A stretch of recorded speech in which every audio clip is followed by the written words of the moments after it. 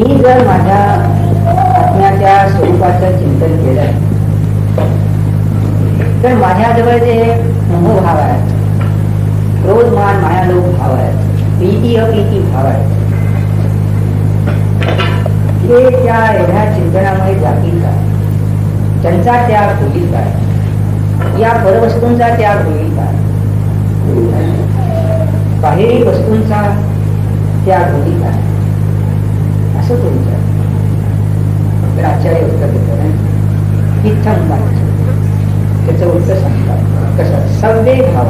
जेव्हा काय करत? जेव्हा सर्व भाव निज ध्रुवाहून अन्य सगळे भाव, अन्य म्हणजे आपला जीव स्वभाव याच्याहून आकारद्रव्य वेगळा आहे, धर्मद्रव्य वेगळा आहे, अधर्मद्रव्य वेगळा आहे, कालद्रव्य वेगळा आहे, उद्गलद्रव्य वेगळा आहे, कारण लक्षणं त्यांची वेगळी आहेत. मी चेतन तर ते अचेतन आहे. आकाशाचं विशिष्ट अवघानात्व लक्षण आहे, धर्मद्रव्याचं गती हेतुत्व लक्षण आहे, अधर्मद्रव्याचं स्थिती हेतुत्व लक्षण आहे, कालद्रव्याचं वर्तना हेतुत्व लक्षण आहे, उद्गलद्रव्याचे स्पर्शरसगंधवर्ण लक्षण. तेव्हा जीवाच्या चैतन्य शक्तीहून, चैतन्यरूप जीवाहून, स्वरूपाहून हे भिन्न आहे. म्हणजे हे भेद. दुसरे जीव माझ्यासारखे चैतन्यमय आहेत, पण माझं चैतन्यत्व माझ्या या असंख्यात प्रदेशमय क्षेत्रातच आहे. माझं चैतन्यमय द्रव्य परद्रव्यात नाही, म्हणून तेही अन्य जीव माझ्यापासून भिन्न आहे. म्हणजे या अनंत द्रव्यातून आपलं निजद्रव्य वेगळे केले, विचाराने वेगळे झालं, ते एक भेद झालं. त्याच्यापुढे भेद काय करायचा? द्रव्यकर्म तर स्पर्श रसगंध वर्णवाला आहे, म्हणून तेही माझ्यापासून भिन्न आहे. भावकर्म जे आहेत आपल्या म्हणाऱ्या पर्याय, अशुद्ध पर्याय किंवा थोडी शुद्ध पर्याय किंवा पूर्ण शुद्ध पर्याय, या पर्याय ही माझ्यापासून कसे आहेत? अन्य आहे का? ध्रुव स्वभाव शाश्वत आहे, गुणमय पिंड शाश्वत राहणार आहे आणि अवस्था या समयासमयाला बदलणारे आहे. पर्यायांचं लक्षण काय? क्षणिक असतो. ध्रुवाचं लक्षण काय? शाश्वतपणा. म्हणून शाश्वत लक्षणवाली वस्तू वेगळी आणि क्षणिक लक्षणवाली वस्तू वेगळी. म्हणून अतत भावनेने काय केलं? भिन्न केलं. म्हणजे असा जो माझा ध्रुव स्वभाव आहे, त्या माझ्या ध्रुव स्वभावामध्ये, ज्ञानानंद स्वभावामध्ये, ध्रुव स्वभावामध्ये द्रव्यकर्म नाही, भावकर्म नाही, न कर्म नाही, परद्रव्य नाही, असं ते म्हणतात. म्हणून सव्वे भावे जेव्हा पच्छखाई परेत्तिनादून, है ना, कसं पर आहे असं जाणून प्रत्यक्ष रूपाने जेव्हा अनुभवतो तेव्हा काय होते? प्रत्याख्यान झाले. कसं? तम्मा पच्छखान ज्ञानम नियमा ज्ञेयव. मग त्यामुळे ज्ञान होणं, आत्मानुभव केला, ध्रुवाचं वेदन केलं. म्हणजे ज्या वेळेला आपला उपयोग निज ज्ञानानंद स्वभावाकडे लागला आणि त्या ध्रुव स्वभावात निज ज्ञानानंद स्वरूपात वस्तूच घेतली, परवस्तू घेतली नाही, म्हणून त्यांचा काय झाला? त्याग झाला, प्रत्याख्यान झालं, पच्छखान झालं. पच्छखान म्हणायचं पच्छखान प्राकृत जवळ त्याग झाला. त्याग करावा लागला नाही, त्याग झाला. ज्ञानाचा उपयोग आमच्या ध्रुव स्वभावाला. मग अज्ञानी जीव करतो काय? तो जो करतो ते असं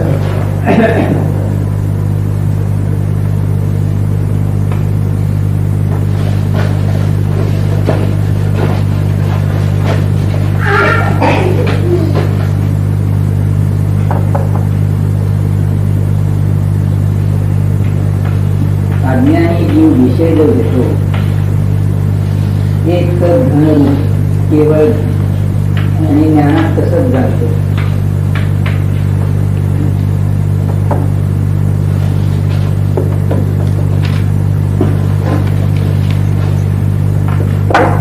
ज्ञानामध्ये जे जातो विचार काय केला? धनाचा. धनाचा विचार केला, विषय धन ठेवला, त्यात आत्म्याचा कुठेच नाही. धन म्हणा, घर म्हणा, मुले म्हणा,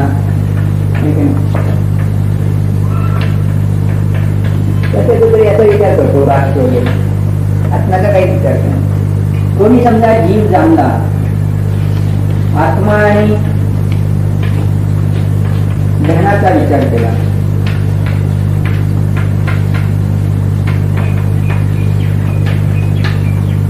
असं कर, किंवा आत्मा आणि क्रोध पर्याय असा विचार करतो. किंवा कधी विचार काय करतो, क्रोध मान याचाच विचार करतो, क्रोध पर्याय, क्रोध. किंवा विचार काय करतो, शुद्ध पर्याय. विचार केला शुद्ध पर्यायाचा विषय ठेवतो. कधी काय करतो, ध्रुव आणि शुद्ध पर्याय विचारतो.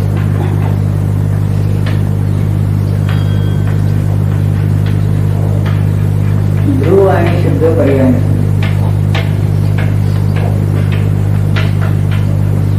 तर हे सगळे असे विषय घेतले तर काय म्हटलं, परत आहे. मग करायचं काय आहे, विषय निज ध्रुव घ्या, स्वतःचा निज ध्रुव म्हणून, निज ध्रुव म्हणून ज्ञानात जाणलं तर इथे झालं लगेच कमी असतो. आणि या सगळ्या याच्यात काय झालं, सगळे असे विषय घेतले तर मिळतात. म्हणजे ध्रुवात ध्रुव आहे, ध्रुवाचे अन्य विषय घेतले नाही. म्हणून ज्ञानाने असा विचार केला तेव्हा विषय असे एकत्र विभक्त करून घेतले, एकत्र विभक्त करून घेतले. म्हणून या विचारात दुसरे विषय नाही, स्वभावात स्वभाव आहे, स्वभावात परभाव नाही, म्हणून विचारात त्यांचं भिन्नत्व झालं, म्हणून त्यांना त्याग केला. म्हणून इथं जशी पद्धती तसाच विषय घेतला, पण इथे कसं घेतलंय, घर विचार केला तर घर स्वरूप किंवा धनस्वरूपच आपल्याला जाणलं, आत्मा सगळा लोप केला. ते म्हणाल कसं महाराज असं कसं. मी तुम्हाला विचारतो, 20 वर्षापूर्वी तुम्ही स्वतःच्या जीवनात काय करीत होता, आपल्यासाठी स्वतःसाठी विचार करा.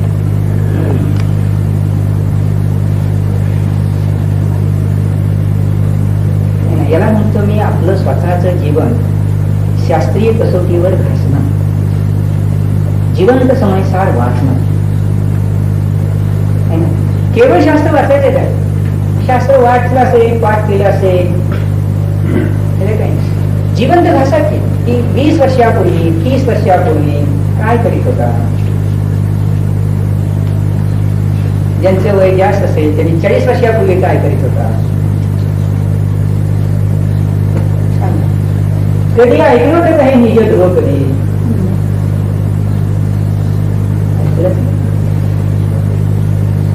त्याला म्हणतो मी जीवन घासणं. घासणं म्हणजे काही बडवणं म्हणत नाही, त्याला म्हणतो की आपल्या जीवनातील प्रसंगाबद्दल आपण विचार करणं आणि विश्लेषण करणं, समजून घेणं.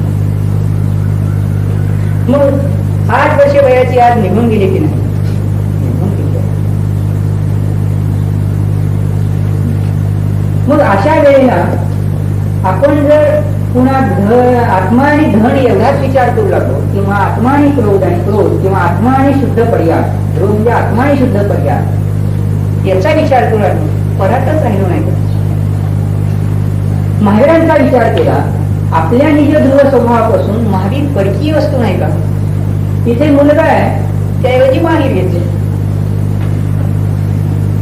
पार्श्वनाथ घेतले, चंद्रप्रभू घेतले, पण त्यांचा जीव आमच्या जीवाहून वेगळा आहे की नाही. जातीयपेक्षा सारखा आहे, परंतु आमच्याहून वेगळा आहे ते द्रव्य. मग त्यांचा विचार केला तर त्यांना त्यांच्याशीच आम्ही एकरूप झालो तर पर कुठं मानला. मग त्या कुठं होईल, आम्ही महावीरांच्या जीवाशी अनुराग करू किंवा द्वेष करू, आसक्ती करू. तसं औरंगजेबाने पाषाणाची मूर्ती पाहिली आणि तिला पाहून द्वेष केला, फोडण्याचा विचार केला. इथे काही जैनानी म्हणाले काय, हे पोरं बाळं देत नाही, पैसे देत नाही म्हणून नदीत नेऊन बुडवले. दिगंबर जैन दिले तर आमचे. त्यालाच म्हणतो आजूबाजूची गावातले प्रसंग पहा, इथे असतील कोणी मला माहिती नाहीत. जरा माहिती झाली असते तर तुमच्या गावातल्या नावानिशी सांगितले असते तुम्हाला. अकलूज गावात आहे शेठजी आहे, भिकारी नाहीत, परंतु धंद्यात कुठून तरी योगायोगानं साईबाबाच्या सानिध्यात जाऊन पैसे मिळाले असे वाटून तिथं लाखो रुपये चालले, हजारो रुपये चालले. आणि इकडे उभा आहे की म्हणायचं मला व्यवहार धर्म पाहिजे म्हणून. कुठला व्यवहार धर्म आला मला सांगा? हिचं बाळाला ताप पडायची तळी गंडे घालत नाही लोक.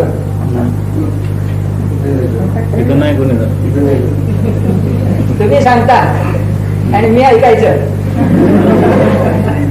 आमची ताई दोरी घेऊन जातात म्हणजे त्यांच्याकडे आम्ही ते तुम्ही सांगायचं आणि मी ऐकायचं. अरे गावात कित्येक लोक असतील इथं गंड्या दोऱ्याकडे जाणारे. तुम्ही असाल की नसाल ते काय आहे. गावात या गावात दिगंबर जैन लोक आहेत.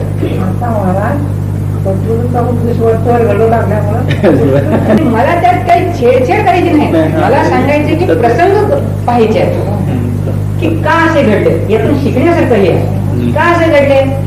वस्तुविज्ञान माहिती नाही. वस्तुविज्ञान माहिती नाही म्हणून जातात सदा देवतेला बसतात. जर फरक पडला असता त्यांचं क्षेत्रफळाला तुम्ही तेल पाणी लावलंच नसतं. म्हणजे गंड्यात जायचं तो वेगळेच जातात, नाव सांगत नाही एवढंच. हुम्मसला जातात की नाही, मग गंड्यात जायचं तो वेगळेच जातात की नाही. अक्कोळका काय म्हणायचं तिकडे जातात की नाही. सवडीला जातात की नाही, मग गंड्यात जायचं वेगळे जातात की नाही. दैगाला जाऊन त्या काय महती सागरांच्या पुढे नारळ फोडतात की नाही. अमावस्याला नारळ फुटतोय की नाही.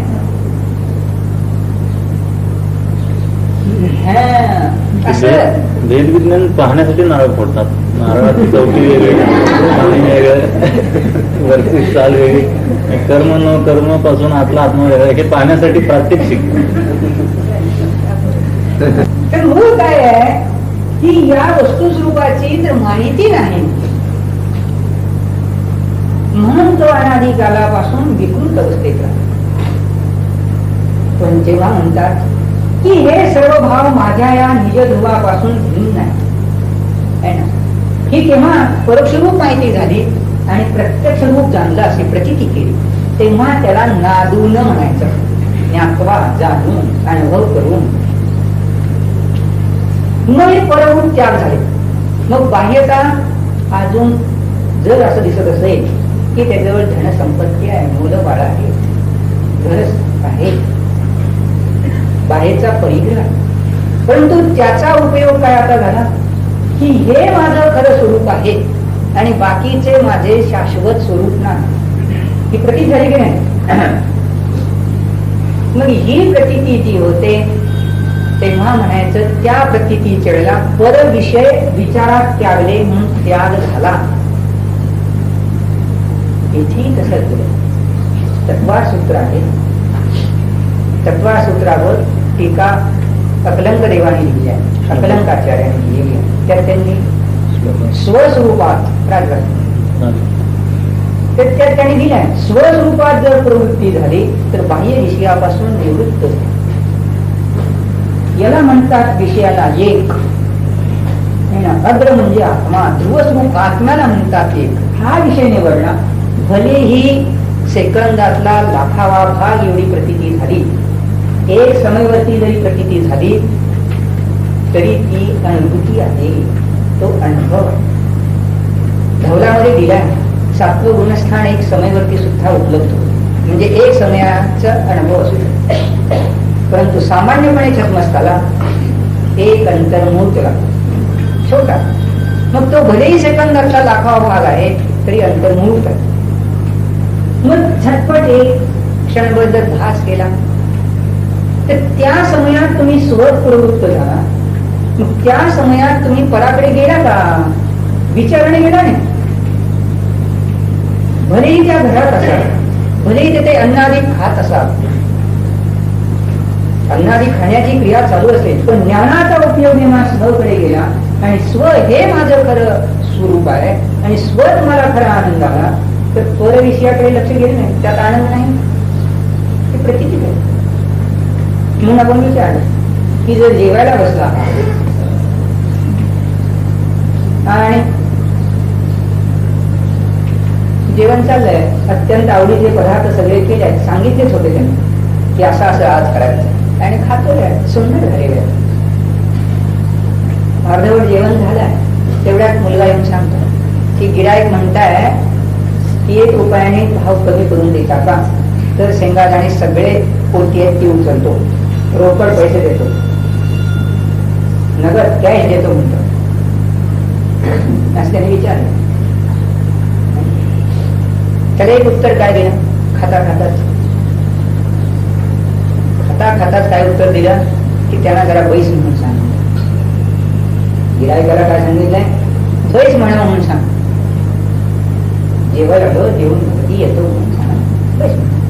पण तेव्हा जेव्हा ते आवडीचे सगळे पदार्थ खात आहात, तेव्हा 1 रुपयाने ताणून ठेवावं, कमी करावं की किती कमी करावं, कसं करावं, याबद्दलचे विचार चालू असतात किंवा नसतात. मग दात पोट हलतायत की नाही, गिळलं जात आहे की नाही, त्या खाण्याची क्रिया बंद करावी आणि चिंतन अगदी आसन पद्मासन लावून काय 1 रुपया कमी करू, 1 रुपया जास्त घालू, जरा त्याला आणखी ताणू, असं करून जेवण सोडून बसतात. फक्त विचारच चाललेला या ठिकाणी, पण त्याच्या जीवाचा फक्त विचारच होईल. सांगतो माझ्या पद्धतीने कथन करूया. सगळ्या शंका सुटली तुमच्या.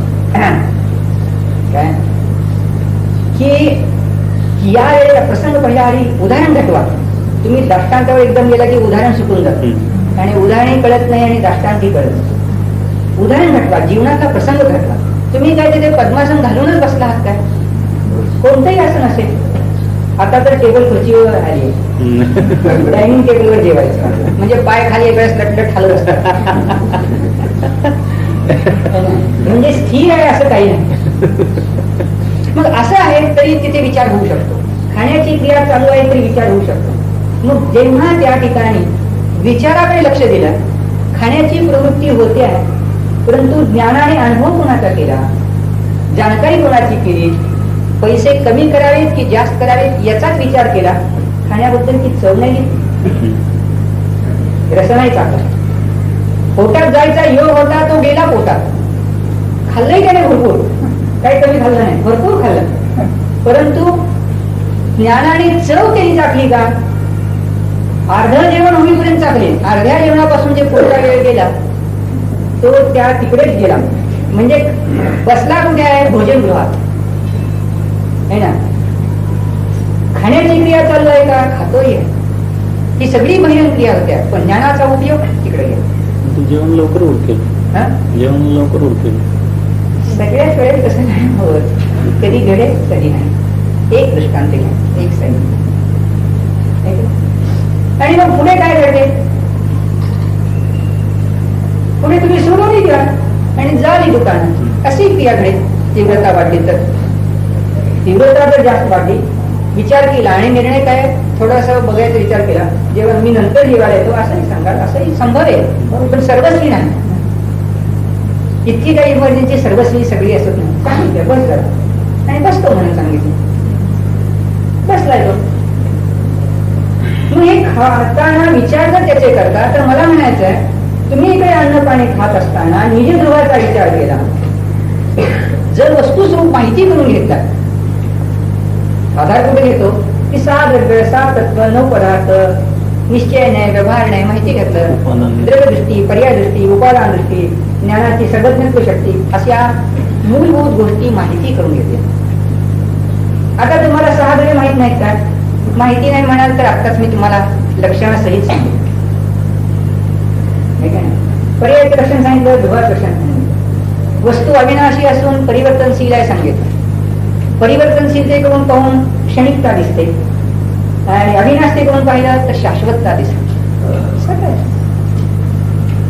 म्हणजे ही जर माहिती आम्हाला मिळाली आणि समजा तुम्ही जेवायला बसला आहात आणि जेवता जेवता जर निज ध्रुवाचा विचार झाला आणि तसं जर प्रतीती केली प्रत्यक्ष तर अनुभवात आला, म्हणजे तुमच्या खाण्याकडचा ज्ञानाचा उपयोग सुटून निज ध्रुवाकडे आला, खाण्याकडे त्याची प्रवृत्ती नाही.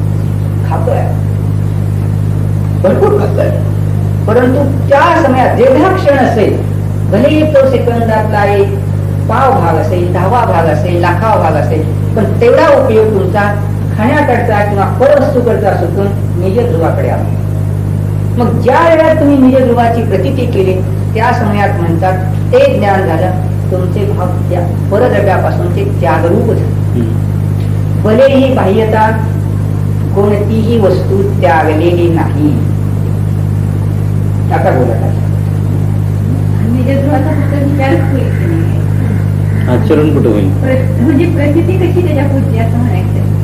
विचार म्हणजेच प्रतीती. विचार दोन प्रकारचे आहे की नाही? विचार दोन प्रकार, विचार म्हणा, जाणणं म्हणा, प्रतीती म्हणा, आहे की नाही? दोन प्रकारचे. दोन प्रकार कोणते? ज्ञानाचे दोन प्रकार कोणते?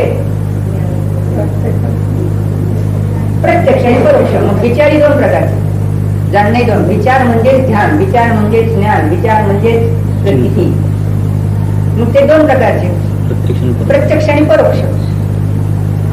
मग कधी परोक्ष पद्धती करा तर परोक्ष पद्धतीला मी काही नियमन म्हणत नाही, अनुभव म्हणत, प्रत्यक्ष म्हणतो आहे.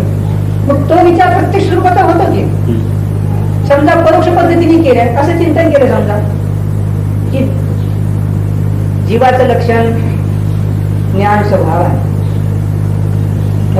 ग्रंथात आहे तसं आठवलं, आठवण झाली, किंवा है ना पूर्वी चेतन स्वभाव आला होतो अशी आठवण झाली, तो देवदत्त, ते मुनी आठवण झाली, है ना, ते सिद्धक्षेत्र आठवण झाली, तसा तो जीव किंवा तो चेतनोपयोग आठवण झाली, ते चेतनमय आत्मद्रव्य आठवण झाली, परोक्ष झालं सारं.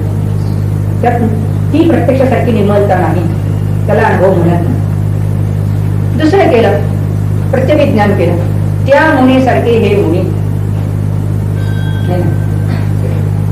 चतुर्थकालीन मुनी जसे होते नग्न दिगंबर, तसे हे नग्न दिगंबर मुनी. ते फार शांत होते, जरा हे अवघड आहे विश्वसदृश्य, ते फार शांत होते, ते जरा कशा युक्त आहेत. विसदृश्य झालं, सदृश बहिरंग रूप झालं, हे काही साम्य, काही वेळा साम्याला प्रत्यभिज्ञान केलं म्हणतात. मग तसं त्या सिद्धासारखा माझा निज ध्रुव स्वभाव, त्या अनंतासारखा माझा निज ध्रुव स्वभाव आहे. म्हणजे आत्ता निज ध्रुव स्वभाव झाला, अनंताबद्दलच्या निज ध्रुव स्वरूपाचं आठवण केली, दोन्हींचं मिश्रण स्वरूप जी प्रतीती झाली त्याला म्हणतात प्रत्यभिज्ञान. त्याचा विचार केला, बालपणी जो मी होतो तोच हा जीव आहे, म्हणजे अनादि अनंत काळात जो राहणार तो मी निज ध्रुव स्वरूपाला. प्रतिविज्ञान केलं, एकत्र प्रतिविज्ञान केलं, निज ध्रुवच केला विषय, दुसरा विषय नाही. परोक्ष झालं साधन. विचारच केला ना आपण, ज्या पद्धतीने विचार केला त्याला परोक्ष पद्धतीचा विचार म्हणतात, परोक्ष ज्ञान. त्याला या अनुभव म्हणत नाही, युक्तीने शोधलं. जो जो जीव आहे तो तो ज्ञान आनंद गुणवाला आहे असा विचार केला, व्याप्ती ज्ञान झालं, तर्क झालं. हा विचार परोक्ष ज्ञान पद्धतीचा निज ध्रुवाबद्दलचाच झाला. याला शुद्ध अनुभव म्हणत नाही, परोक्ष ज्ञान.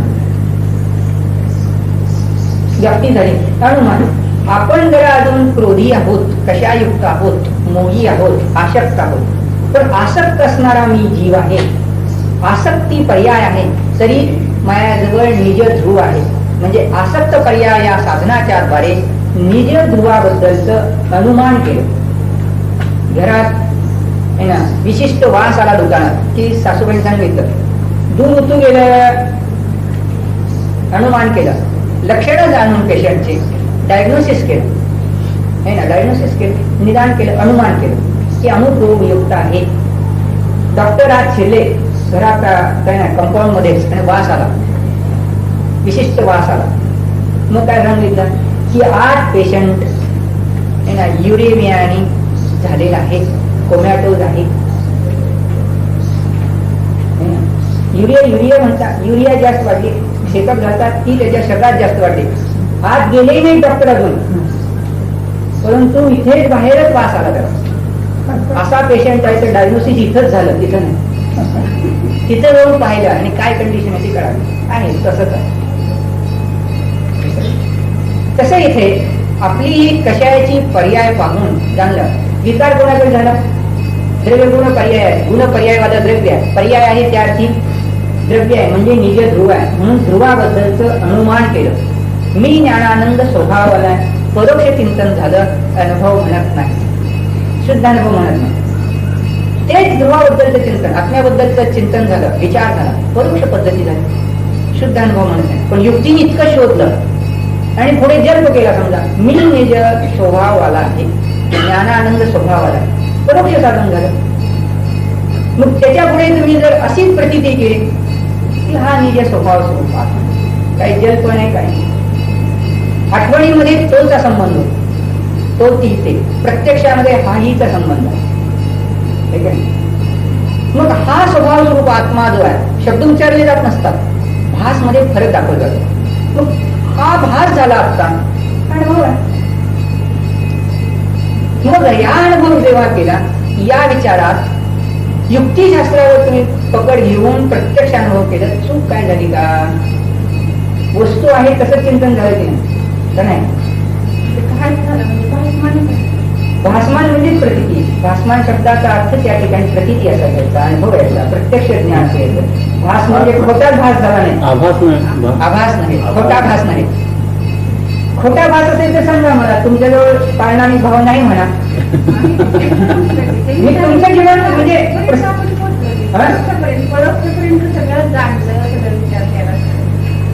परोक्षापर्यंत चाललं की नाही. आता प्रत्यक्षात कसं जायचं ते प्रॅक्टिकल दुसऱ्या पद्धतीने करा. आता आपण प्रत्यक्ष आणलं नाही, ही प्रत्यक्ष प्रतीती आहे की स्मरण आहे, प्रतिज्ञान आहे, तर काय की अनुमान आहे? मला सांगा. जल काय टोचलेलं दुःख झाले का? तसं नाही डॉक्टर, मी माझ्या पद्धतीने करतो. जरा तुम्ही शांत राहा जरा. मी माझ्या पद्धतीने प्रश्न टाकतो त्यांच्यासमोर, तुम्हालाही कळेल काय करतो मी ते. की ही जी प्रतीती झाली आता तुम्हाला ज्ञानाची, ही आपण प्रत्यक्ष आणलं नाही, ही जी ज्ञान पर्याय आहे, प्रत्यक्ष जाणलं नाही, ही जी प्रतीती झाली ती प्रत्यक्ष पद्धती पर आहे की परोक्ष आहे? ही प्रतीती प्रत्यक्ष झाली. मग तिच्या काही शरीराचा विचार केला का?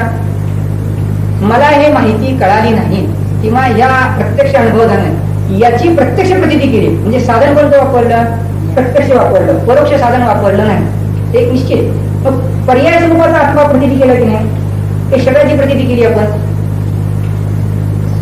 मला अनुभव प्रत्यक्ष झाला नाही यावेळेला विषय प्रत्यक्ष आत्म्याचा पर्यायवानाचाच विचार केला की नाही?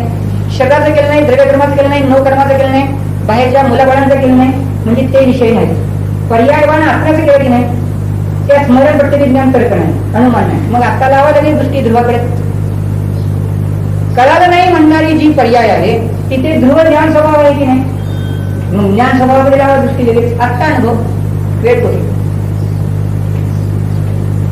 होते की नाही? बघा, हे जर काळ पाहता याला रंगीत सांगतात आहे की नाही? काळी पर्याय, अल्पज्ञ ही पर्याय आहे. तर मी ज्ञानवाला याची प्रचिती होते की नाही लगेच? काय करत आहे? काय साधना लागते? ज्ञान नाही, शब्दाची काही गरज नाही याच्याशी. विषय हात घेतला, प्रचिती लगेच होते, लगेच अनुभव. मग त्या समयात जो भाग झाला तो प्रत्यक्ष नाही तर परोक्ष कसा? सांगा. दोनच साधन आहे, तिसरं साधन असतं तर सांगा मला, आहे की नाही? परोक्ष साधन जर नाही तर साधन कोणतं राहिलं? प्रत्यक्ष राहिलं. मग इथे निर्णय करा की आपल्याजवळ निर्णय ठरला की नाही, आता पारणामी भाव आहे. मग पारणामी भाव जर आहे, पारणामी भावाचं जाणलं, खोटं काय जाणलं आपण? आभास कसा? आभास केव्हा म्हणता येईल? की हे काळा असताना आम्ही त्याला जर लाल म्हणून जाणले तर काय लालीचा आभास आहे, कल्पना आहे, खोटा आहे? तसा आहे का? मग आपल्याजवळ इथे लाली नाही, तसा आपल्याजवळ निजध्रुव नाहीच का? काय आहे? आहे म्हणजे ते आहेच, त्यात काही नाही. म्हणजे जे जाणतं ते बरोबरच आहे, खोटं काहीच नाही. त्याला म्हणायचं प्रामाण्य. तशी प्रतीती करा, म्हणजे आहे माझा भास बरोबरच आहे, खोटं काही नाही. वस्तूही आहे, प्रतीती तशीच आहे, ज्ञान खोटं नाही, हाच निर्णय करायचा.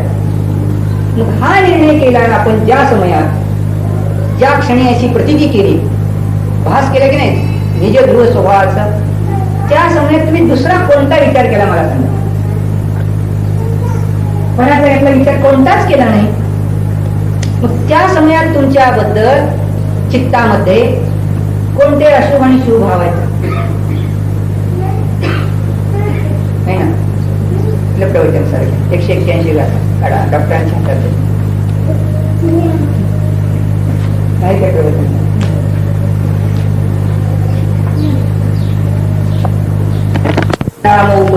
असो पापम ती भणिरमन्येषु परिणामो नन्नगलो दुःखक्षय कारणं समये. हे की नाही गाथा. मग अन्येषु हे बहुवचन आहे. अन्य विषयाकडे जर आमचा उपयोग गेला तर शुभ किंवा अशुभ भाव होतात आणि आमचा उपयोग परिणामो नन्नगलो म्हणजे निज ध्रुवाकडे गेला तर दुःखाचा नाश होतो, प्रत्यक्ष अनुभव. त्या समयात आम्हाला दुःख नाही झालं. म्हणजे आता आम्हाला निज ध्रुवाचा मी विचार केला तर आम्हाला दुःखच कोणतं झालं नाही, अतींद्रिय आनंद मिळाला. लौकिक सुख दुःख इकडे आहे. लौकिक सुख हे विषय लावा आता, पर विषय आहेत हे ना. अन्येषु हे म्हणायचं अन्य विषय आहे. ही आपली क्रोध पर्याय किंवा शुद्ध पर्याय जरी असली तरी अन्य विषय म्हटला जातो. शुद्ध पर्यायाचा जरी आपण विचार केला आहे का नाही, या शुद्ध पर्यायाचा विचार केला त्या दृष्टीने आपल्याकडे जाणलं तर आता ती माझ्याजवळ नाही, आकुलता झाली. भावी काळात सिद्ध असेल, भावी काळातला सिद्ध अशा रीतीने भावी नैगम्याची प्रती दिली. मुलाला आता आहे समजा 5वी तर त्याला आता आपण डॉक्टर म्हटले. भावी काळात तो डॉक्टर होणार, त्या पर्यायाचा आत्ताच्या पर्यायात आरोप केला त्याला म्हणायचं भावी नैगम्याचा विषय. तसं भावी काळात आपण सगळे सिद्ध होणार, कारण सगळे शिखरजीची यात्रा करून आले आहे की नाही. मग सिद्ध होणार सगळे त्यांच्यावर. मग तसा विचार केला की आम्ही भावी सिद्ध आहोत म्हणजे सिद्ध आहोत असं. तर ही प्रतीती केली, पर्यायाचा विचार केला, आकुलित आहोत. आता श्रीमंत आहोत असा विचार केला, गरिबीच आहे, श्रीमंत आहोत विचार केला. आता कुठे आहे प्रतिनिधी करून जरी म्हणायला गेलो की काही नाही मी भावी काळातला करोडपती आहे म्हणून आता तुम्ही ₹1,00,000 माल मला उधार द्या. दुकानदार म्हणे जे तेव्हा बघू देणार नाही. म्हणजे आकुलता पाहिजे की नाही, म्हणून आकुलता. तसा निज ध्रुवाचा विचार केला. आता तो निज ध्रुव ज्ञानानंद आहे, आणायचा कुठे आहेच की, खोटं काही नाही म्हणून आकुलता नाही. आणि अशुद्ध पर्याय विचार केला क्रोधी आहे याचा विचार केला तर आकुलताच होते, कारण हे विकार आहेत, नको वाटतात, त्रास होतोच. घराबद्दल विचार केला तर काय होत आहे, मी बंगलेवाला आहे, दुसऱ्याजवळ बंगला नाही, म्हणजे मला अहंकार आला, लगेचच झाला. मी त्या समयात ही प्रतीती केली, त्या समयात मान अवमान झाला. अपमान का तर समजा माझ्याजवळ एकच बंगला आहे, त्याजवळ 10 बंगले आहेत.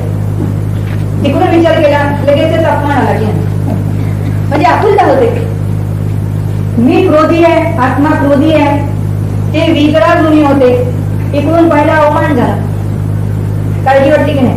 मी कधी वितराग होईल, वितराग आत्मा शुद्ध आत्मा होईल विचार केला, आकुलताच झाली. पण नील ध्रुव शाश्वत शुद्ध आहे असा विचार केला, विषम भावच नाही काय, म्हणजे कुठे आकुलता होते. प्रत्यक्ष प्रॅक्टिकली आहे.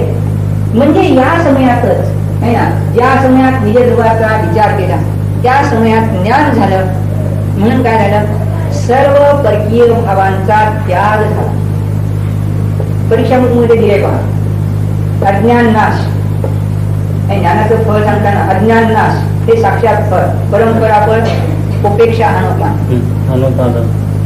सूत्र म्हणा. नाहीतर पंचायती जायचं संघामध्ये आता जे आहे बघा, अज्ञान निवृत्ती आणि सम्यक ज्ञान उत्पत्ती असंख्यात गुणश्रेणी हे जे आहे. म्हणजेच काय, आपण निज ध्रुवाचं प्रत्यक्ष ज्ञान केलं. इथं आहे साक्षात प्रत्यक्षम किम अज्ञान विच्छेदी संज्ञान उत्पत्ती असंख्यात गुणश्रेणी कर्म निर्जरा इत्यादी. ते डॉक्टरच्या करते. अहो बघाही रत्न डॉक्टर साहेब, तसं नाही पाहण्यापेक्षा ऐकले मी जास्त लक्ष दिलं. असं नाही, देशना महत्वाचे 5 पाण्यावरचे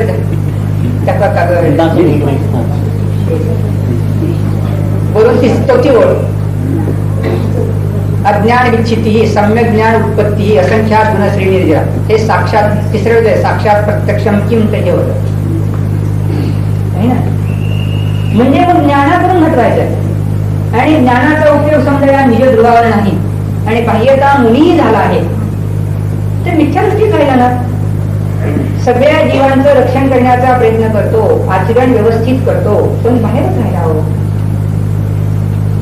मग वृत्ती करणे ही केली तर इथे काय झालं, याचं फळ उपेक्षा. उपेक्षा भावाला म्हणजे काय केलं, आपला निज ध्रुव आहे मग या परपदार्थाबद्दल उपेक्षा भावा समतुला प्रगट झाली. त्यांच्याबद्दल आम्ही ते आणायचे थाई भाव झाले नाही आणि त्यागायचे भाव आले नाही. व्यवहारात उपेक्षा हा वेगळ्या अर्थाने वापरला जातो. तशी उपेक्षा नाही, समभावने अर्थी म्हणून समभाव म्हणतो आपण. व्यवहारात जी उपेक्षा म्हणतो तिथे काय म्हणतो, उपेक्षा केली मला म्हणजे हीनता दाखवली, अपमान केला, तसं नाही. तसा इथे नाही. समभावाला मान अपमान नाही, समभावाला. आणि मग याच्या उलट विचार करा, घराबद्दल विचार केला आणखी एक बंगला पाहिजेच आपल्याजवळ, एक मोठा आणखी पाहिजेच, नवीन मॉडेल आपलं आलंच पाहिजे.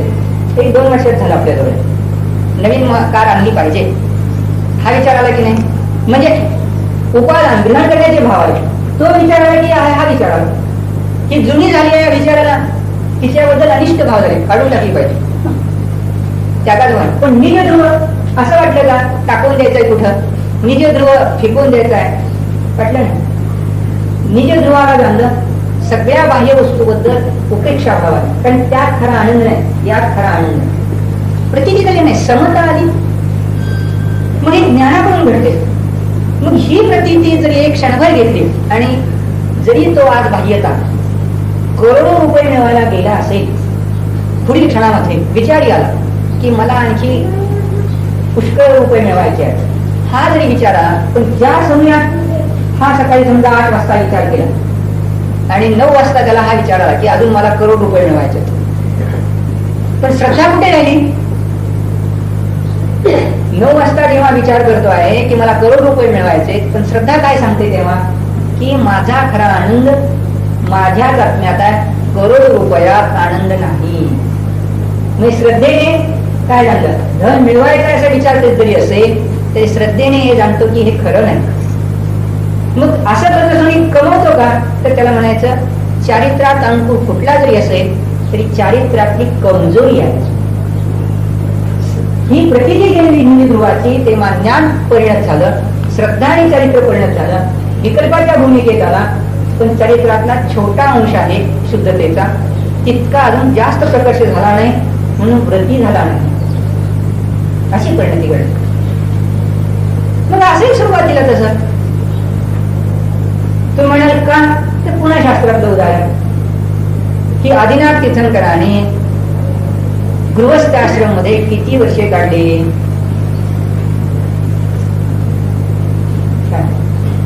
एक पूर्वकोटीचं आयुष्य होतं, 100 वर्षाचं नाही ना, पूर्वकोटीचं आयुष्य, लाखो वर्षे गृहस्थी जीवनात अवगती अवस्थेत काढले, 1-2 दिवस नाही.